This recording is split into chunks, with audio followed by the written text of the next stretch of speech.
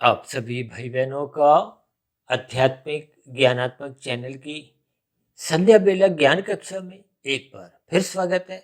आज की चर्चा का विषय है सतोगुण एक निश्चित जीत की स्थिति। देखिए, ये सभी शब्द सफेद रंग से हैं। यूं तो देखिए, सतोगुण को तो हम सफेद रंग से ही एक ज्ञानपूर्वक स्थिति से दर्शाते हैं, लेकिन जो दो शब्द निश्चित जीत, देखिए जीत तो सभी को ही अच्छी लगती है, कोई भी आदमी हारना नहीं चाहता। मनुष्य जीवन भी आपको हमें जीतने के लिए मिला है, और जीतने के लिए देखिए ये सतोगुण ही आपको हमें एक जीत की गारंटी देता है। ये निश्चित शब्द अपने आप में बहुत ही अधिक महत्वपूर्ण है, लेकिन मनुष्य इन सभी ज्ञानमय स्थितियों को क्रमबद्ध तरीके से समझता नहीं। हम तो बार बार कहते हैं प्रकृति के तीन गुणों की रहस्यमय स्थितियों को क्रमबद्ध तरीके से समझ जाओ। शास्त्र ही जब बार बार कहते हैं तमोगुण से अच्छा रजोगुण है, रजोगुण से भी अच्छा सतोगुण है। और अक्सर हम अपनी चर्चाओं में कभी कभी यहाँ तक कहते हैं ना कि तमोगुण 1 का सिक्का है, रजोगुण 10 का सिक्का है, और सतोगुण 100 का नोट है। जब ये तीन स्थितियां आपके सामने उपलब्ध हैं, तो आप और हम देखिए जब भौतिक स्तर पर 1 का सिक्का उठाते ही नहीं है, उसको तो हम छोड़ देते हैं। देखिए, जब कभी भी आप बाजार जाते हो तो 1 के सिक्के की कुछ आपके मन बुद्धि के स्तर पर भी कोई महत्ता नहीं होती। भले ही 10 के सिक्के की या नोट की कुछ महत्ता मन बुद्धि के स्तर पर होती है, लेकिन 100 के नोट की महत्ता को आप और हम तर्क संगत तरीके से भी अस्वीकार नहीं करते, क्योंकि आर्थिक स्तर पर उसका एक मूल्य है। और यही बात आपको हमें देखिए सात्विक दृष्टिकोण से प्रकृति के 3 गुणों की स्थितियों से ज्ञानपूर्वक संबंध जोड़ना है। आपका हमारा देखिए स्थूल शरीर, सूक्ष्म शरीर, कारण शरीर, ये भी तो माया के हैं। ये 84 लाख प्रकार की योनियों का संबंध स्थूल शरीर से है, और स्थूल शरीर कौन सी योनि का मिलेगा, इसका निर्धारण मनुष्य योनि के मरते समय होता है। क्यों? क्योंकि मनुष्य योनि मरते दम तक अपने कर्मों की स्थितियों में परिवर्तन लाता है। आप अच्छे कर्म करो, बुरे करो, आपको हमें परमात्मा ने स्वतंत्रता दे रखी है। आप अपने जीवन का दुरुपयोग करते हो तो परमात्मा आपको इस योनि विशेष में कोई पशु नहीं बनाता। भले ही मरने के बाद पशु, पक्षी, कीड़े मकोड़े, कीट पतंगे, ये वनस्पति जोनी में भी जाना पड़े, लेकिन मनुष्य जोनी के रहते रहते आपका हमारी जोनी बदलती नहीं। देखिए, जैसे आप और हम गाड़ी चला रहे हैं, किसी कारणवश कोई ऐसा आपने अपराध किया, आपका कुछ धनराशि का देखिए चलान भी कट जाता है, और किन्हीं किन्हीं कुछ परिस्थितियों में आपका हमारा जो एक ड्राइविंग लाइसेंस है उसको भी अस्थायी रूप से या स्थायी रूप से रद्द भी कर दिया जाता है। लेकिन परमात्मा के यहाँ देखिए ऐसे कितने मनुष्य हैं जो बलात्कारी भी होते हुए, ये आतंकवादी होते हुए कितने ही जघन्य अपराध कर जाते हैं, फिर भी उनकी देखिए जीवन में वो कोई पशुता भले ही उसके कर्मों में तो आ चुकी है, व्यवहार में आ चुकी है, तभी तो वो उन्होंने जघन्य अपराध किए हैं। लेकिन शरीर के स्तर पर, स्थूल शरीर के स्तर पर जब तक उनका प्रारब्ध चल रहा है तब तक उनका शरीर में जोनी परिवर्तन नहीं होता। देखिए, ये एक ज्ञान संदेश आपको ज्ञान पूर्वक समझना चाहिए। यानी कि आपको मिले हुए जीवन में स्थूल शरीर से अधिक महत्व सूक्ष्म शरीर को देना है। देखिए, स्थूल शरीर तो आपके हमारे तामसी हैं, भले ही इस स्थूल शरीर को भगवान श्री कृष्ण जी ने गीता में एक रथ की संज्ञा दी है, क्योंकि स्थूल शरीर के स्तर पर यदि इस शरीर का आप सदुपयोग करते हो, देखिए सर्वप्रथम आपको मैं अपने कर्मों में सुधार लाना है, यानी कि आपके हमारे कर्म सात्विक भाव से हो, और सात्विक भाव से होते होते जब उनमें फल पाने की इच्छा समाप्त हो जाती है तो निष्काम भाव से कर्मों की स्थितियां कर्म योग की बन जाती है। ये एक साधना की स्थिति है। देखिए, जब कर्म फल, कर्म के साथ फल शब्द है तो इसका अभिप्राय क्या है? देखिए, जब आप परोपकार के कर रहे हैं, एक फल पाने की इच्छा से करते हो। भारत जैसे देश में तो लोग कितने ही भंडारे लगाते हैं, निर्बल मनुष्यों को अन्न से, वस्त्र से, दवाइयों से, विभिन्न प्रकार के देखिए शिक्षा के स्तर पर भी सहायता करते हैं। यूँ तो मनुष्य देखिए धर्म की स्थितियों में भी धन लगाता है, समय लगाता है। ये सब स्थितियां जब परोपकार की सकाम भाव से होती हैं तो निश्चित रूप से इनके अनुकूल परिस्थितियां यानी कि जीवन के सुख सुविधा के साधन आपको हमें बदले में मिलते हैं एक समय विशेष के बाद। यानी कि किए गए कर्म का फल आता है, लेकिन जब आपके हमारे जीवन में फल पाने की इच्छा नहीं रहती, परमात्मा से जुड़ने की स्थितियां मन में जागृत होती हैं, तो वो योग की स्थिति है। तो फिर आपके हमारे परोपकार के कार्य निष्काम भाव से होने लगते हैं। अब फल की इच्छा नहीं, इसलिए कर्म के साथ फल शब्द हटके योग बन जाता है, यानी कि कर्म योग। और कर्म योग के बाद की जो एक परिपक्व स्थिति है वो ज्ञान योग की है। ज्ञान योग में आपको हमें प्रकृति के 3 गुणों का, आपके हमारे जो 3 शरीरों की स्थिति है, आत्मा परमात्मा का जो एक संबंध है, इनका पूर्ण ज्ञान क्रमबद्ध तरीके से समझ में आ जाता है। ये ज्ञान की और ऊंची अवस्था है, ये ज्ञान योग की स्थिति है।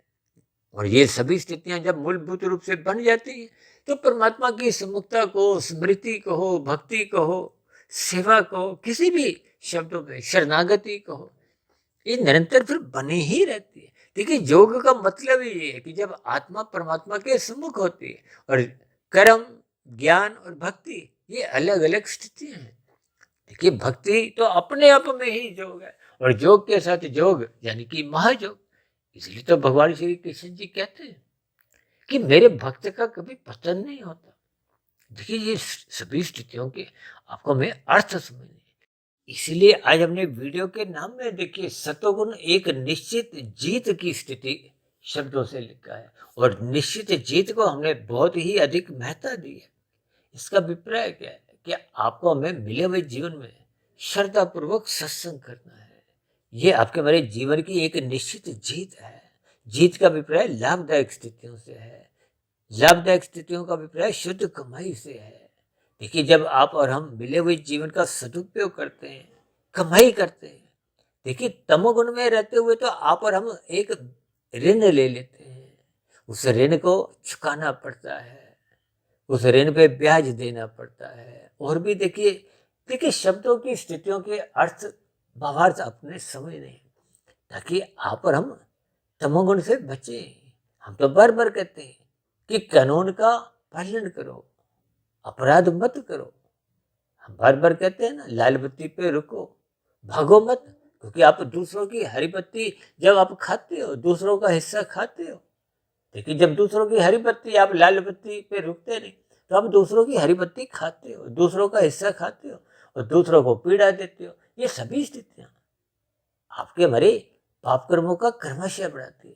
यहाँ की स्थितियों में अपराध बढ़ते हैं। अपराधों का यदि आप और हम दंड भोग लेते हैं, चाहे चलान रूप में या अन्य स्थितियों में, यदि यहाँ की स्थितियों में आप बच जाते हो तो परमात्मा की व्यवस्था में आपको हमें उतने अंश में वो एक दुख भोगने पड़ते हैं।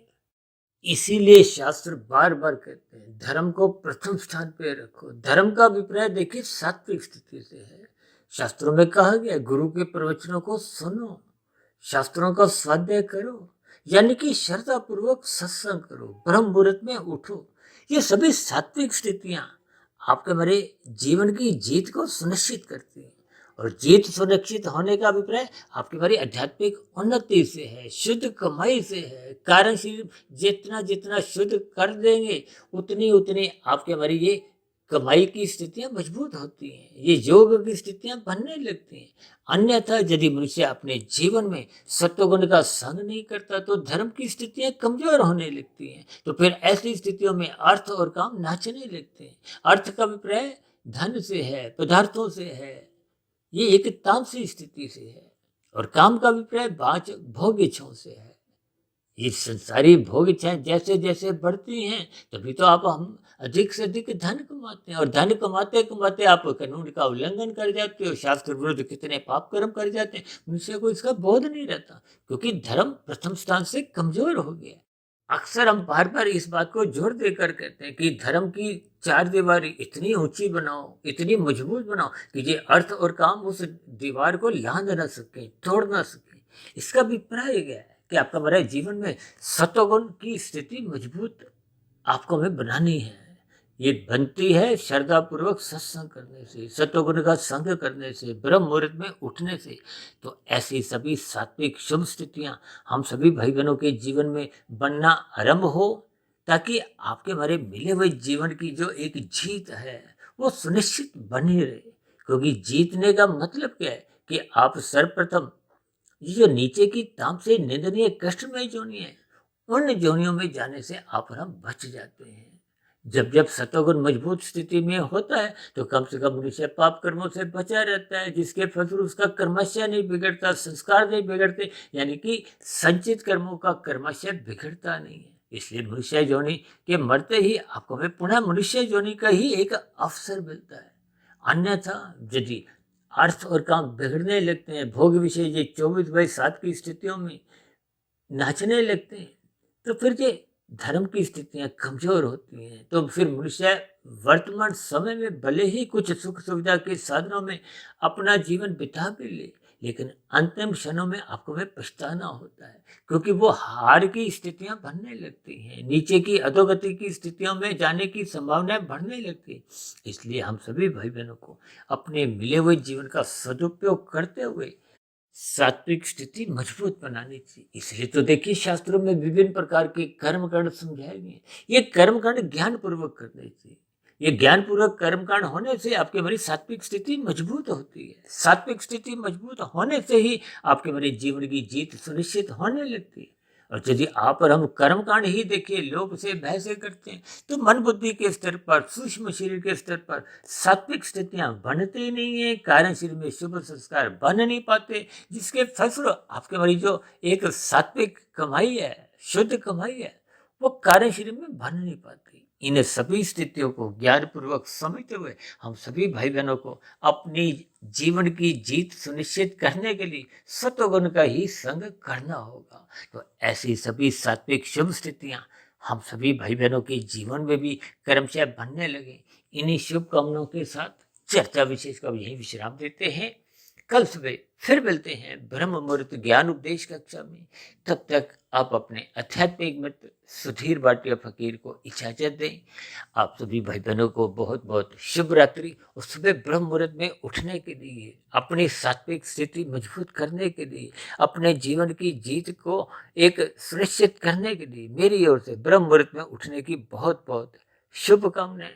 फिर भी चर्चा संबंधित कोई बात आपको समझ नहीं आई हो, या मेरी कही गई बातें आपको तर्क संगत सही नहीं लगी हो, या कही गई बातों पर आपकी किसी प्रकार की कोई आपत्ति हो, शिकायत हो, तो आपके प्रश्नों का, सुझावों का और शिकायतों का नीचे दिए गए कमेंट्स बॉक्स पर सदा ही स्वागत है। इस चर्चा विशेष को ध्यानपूर्वक, धैर्यपूर्वक सुनने के लिए आप सभी भाई बहनों का बहुत बहुत धन्यवाद।